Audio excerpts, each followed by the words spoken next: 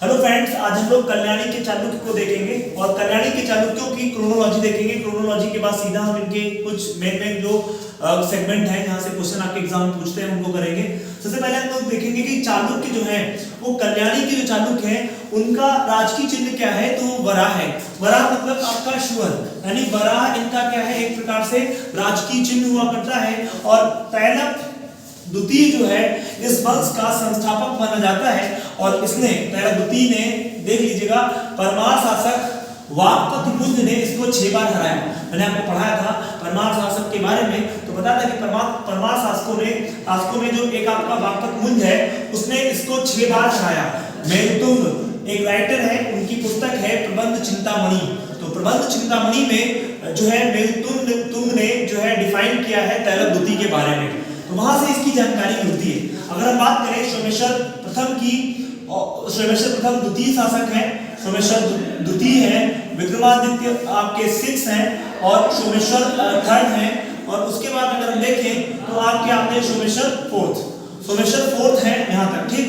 तो सोमेश्वर 3rd और 4th, इसमें सबसे ज्यादा आपको एनर्जी कहाँ देनी है, वो आपके हैं विक्रमादित्य 6 और आपके सोमेश्वर प्रथम में 60% और 40% एनर्जी यहाँ पर देनी है, ठीक है। यहाँ पर सबसे पहले देखेंगे सोमेश्वर प्रथम के बारे में। सोमेश्वर प्रथम की अगर बात करें तो इन्होंने एक टाइटल गेन किया जिसको आहोमल्ल टाइटल कहते हैं। आहोमल्ल टाइटल को गेन करने वाला कौन है, सोमेश्वर प्रथम। और मान्यखेत से कल्याणी राजधानी इसने शिफ्ट करी थी, तो याद रखिएगा मान्यखेत से कल्याणी राजधानी शिफ्ट करने वाला सोमेश्वर प्रथम है, ठीक है।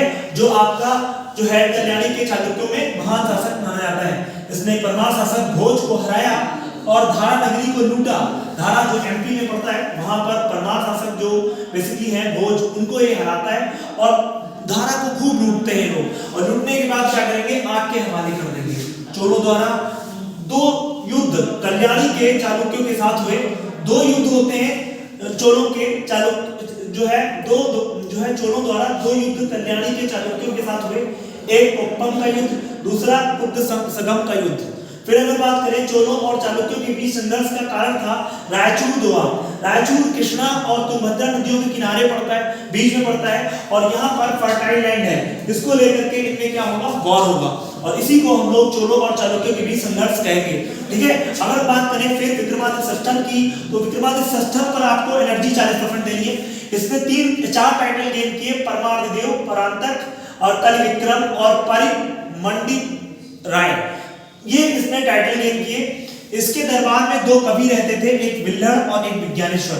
विल्हड़ की पुस्तक बहुत ही इंपॉर्टेंट है, विक्रमांक देव चरित, जिसमें विक्रमादित्य षष्ठम के चरित्र के बारे में डिफाइन किया गया है। और अगर देखें तो इसमें विक्रमादित्य को चालुक्यों का राम कहा गया है। और विज्ञानेश्वर की बहुत बार मैच करने के लिए आपकी बुक आई है जिसको कहते हैं मिताक्षरा। तो विज्ञानेश्वर की मिताक्षरा है, इसमें कानूनी ग्रंथ है बेसिकली। इसके अंतर्गत कहा गया है कि पिता की मृत्यु से पहले पिता को अपनी संपत्ति को बच्चों में बांट देना चाहिए, ठीक है। ये विज्ञानेश्वर की है। और अगर देखें तो ये सोमेश्वर प्रथम का पुत्र था, ठीक है।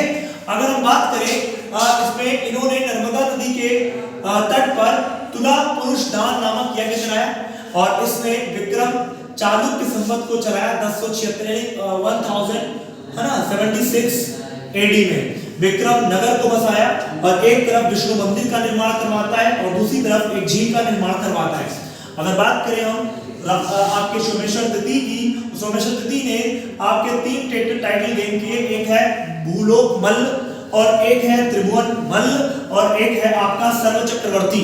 अगर बात करें, इसने भूलोक मल्ल संवत को स्टार्ट किया। ये इंपॉर्टेंट सेगमेंट है, आपको ये सब चीजें समझनी थी। आई होप आपको ये सब चीजें समझ आई होंगी। सोमेश्वर 4th जो है इस वंश का अंतिम शासक है। बस इतना आपको पढ़ना था किसमें, कल्याणी के चालुक्यों में। बाकी हम इसका एक सेगमेंट लेंगे, जो अगला हमारा टॉपिक होगा वो होगा पल्लव वंश, ठीक है।